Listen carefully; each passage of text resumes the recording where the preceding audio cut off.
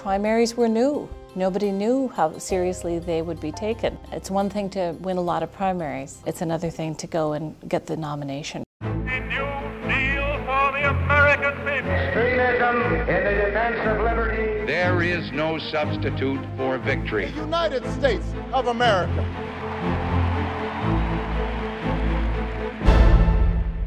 Theodore Roosevelt was the greatest sensation in American politics. People followed him, he was exciting, he was emphatic. Whatever Roosevelt did became a scene.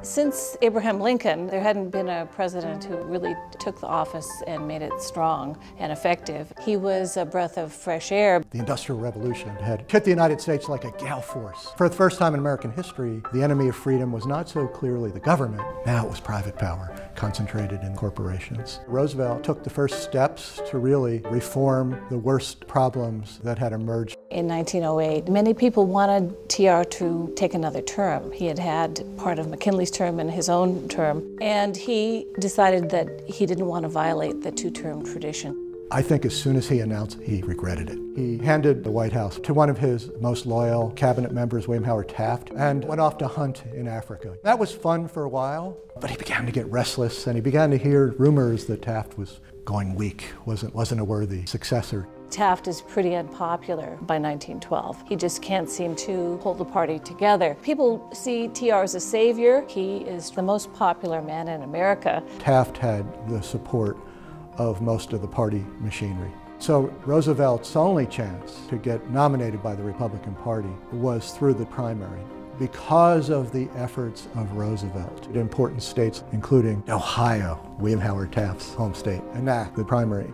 It was the first time that people could directly participate, so all of a sudden they became so engaged, and thousands of people showed up at rallies that the candidates would have.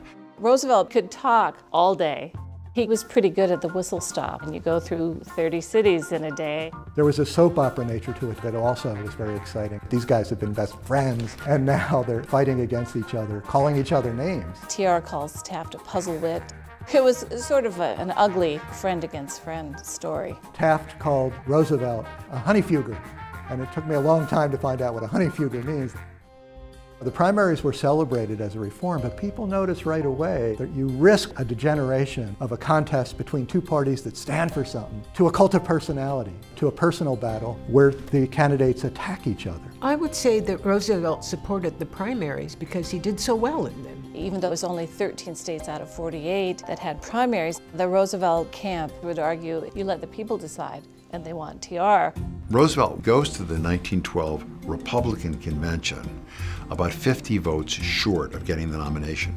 So he runs a whole campaign to try to get those 50 delegates to change sides. Up to this time, the leading candidates did not attend the convention to respect the integrity of the parties. But before the convention, when Roosevelt heard how badly things were going, he could pace no longer. He jumped on a train and came to the convention to take command of his forces. Just before the final reckoning, he gave this rousing talk, including the immortal lines, "We stand in Armageddon and we battled for the Lord." But the Republican establishment made the decision to nominate Taft, who they thought would almost certainly lose because they wanted to retain control of the Republican Party. Roosevelt tells his people to walk out, to refuse to vote in this fraudulent contest, and to leave the convention. They convene in a separate location, and there they hatched the plan to launch a third party, the Progressive Party. People said, "Roosevelt, you're too old for this. You've already been president. You can't do this." He said, "I feel as strong as a bull moose."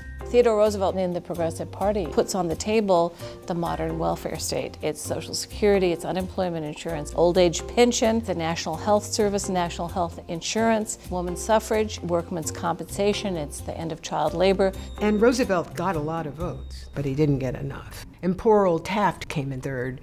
The presidential primary process is only about 100 years old. It keeps changing over time. The truth is that Roosevelt wanted presidential primaries for the same reason that most politicians want any political arrangement, and that is for his own self-interest. He was a politician, and politicians want things to work their way. So we see that in 2016. We see the politicians saying the system's rigged. Well, it's rigged as long as it isn't working for them.